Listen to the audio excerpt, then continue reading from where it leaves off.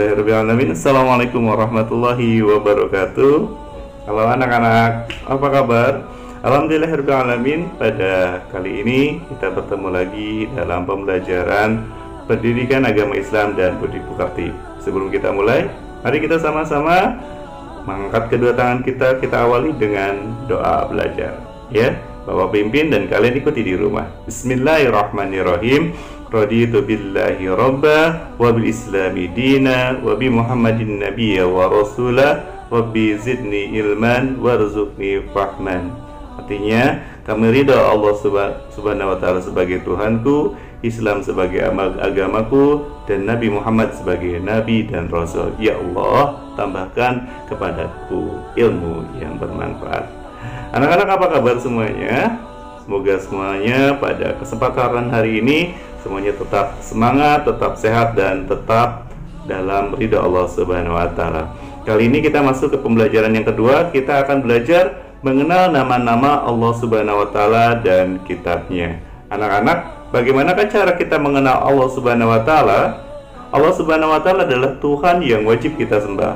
Allah Subhanahu wa Ta'ala menciptakan seluruh alam semesta. Dan sebagai umat Islam, kita harus mengenal Allah Subhanahu wa Ta'ala. Bagaimana caranya? Salah satu caranya adalah dengan memahami Asmaul Husna.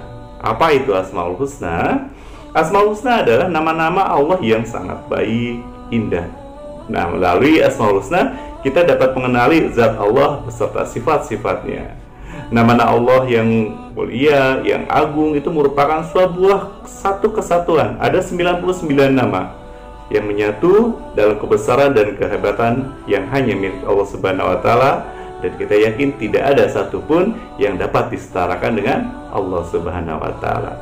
Anak-anak, pada kesempatan kali ini kita akan pelajari 4 sifat dari Allah, 4 nama dari Allah, yaitu Al-Mumit, Al-Hayyu, Al-Qayyum, dan Al-Ahad.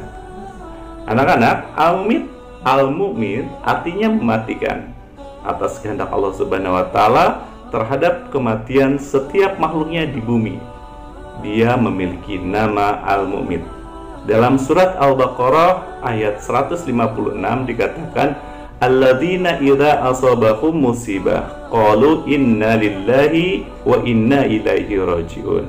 Artinya, orang-orang yang apabila ditimpa musibah mereka berkata inna lillahi wa inna ilaihi rajiun, yang artinya sesungguhnya kami milik Allah dan kepadanya lah kami akan kembali. Jadi anak-anak, dengan meyakini bahwa Allah Subhanahu wa Ta'ala adalah Mumit, maka Allah Maha mematikan. Maka seorang Islam atau seorang Muslim tidak akan terlampau bersedih ketika orang yang disayanginya meninggal, karena ia sadar bahwa kematian itu berasal dari Allah Subhanahu wa Ta'ala. Sifat Allah yang kedua adalah yang kita pelajari kali ini adalah Al-Hayyu. Al-Hayyu itu artinya adalah zat yang maha hidup.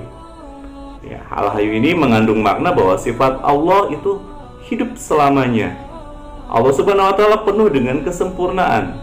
Dia tidak didahului oleh siapapun dan apapun, dan dia tidak akan hancur, tidak akan mengalami kemusnahan, dan Allah itu maha kekal dan selamanya akan hidup.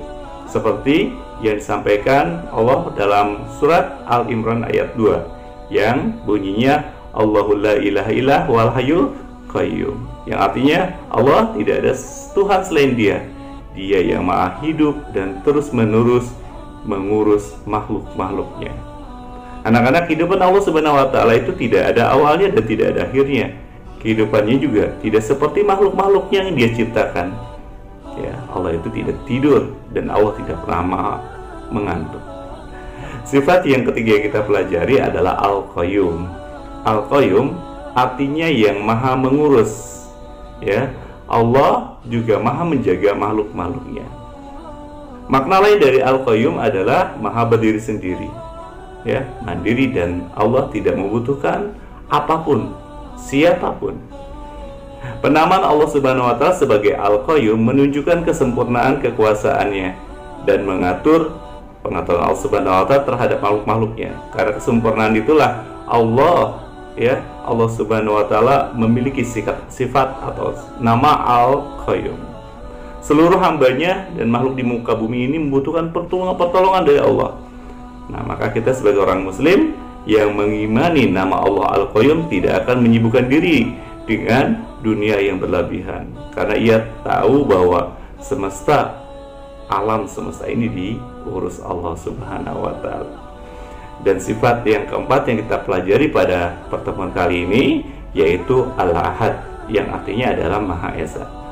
Hal ini mengandung makna bahwa Allah Subhanahu wa Ta'ala itu Maha Tunggal, tidak beranak, dia tidak diperanakan. Allah Subhanahu wa Ta'ala tidak serupa dengan siapapun. Keesaan Allah Subhanahu wa Ta'ala memiliki kemurnian, sehingga Al-Ahad menunjukkan sifat Allah yang hanya disebut satu kali dalam Al-Quran dan hanya ditunjukkan kepada Allah semata. Ya, ayat Al-Quran yang dimaksud adalah surat Al-Ikhlas, pasti hafal semuanya.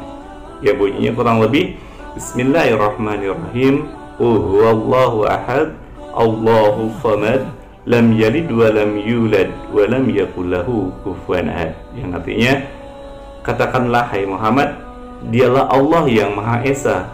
Allah tempat meminta segala sesuatu, dan Allah itu tidak beranak maupun diperanakan, dan dia tidak ada sesuatu yang setara dengan dia, Allah Subhanahu wa Ta'ala. Surat Al-Ikhlas ayat 1 sampai ayat 4. Anak-anak, pembelajaran kita tentang Asmaul Husna sangat luar biasa, ya. Nah, Bapak harapkan ini menjadi sebuah penguat iman pada pembelajaran kita kali ini, ya.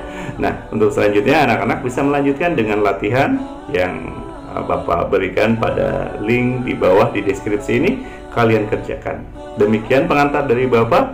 Selamat belajar, rajin beribadah, dan tetap imani Allah dengan Asmaul Husna.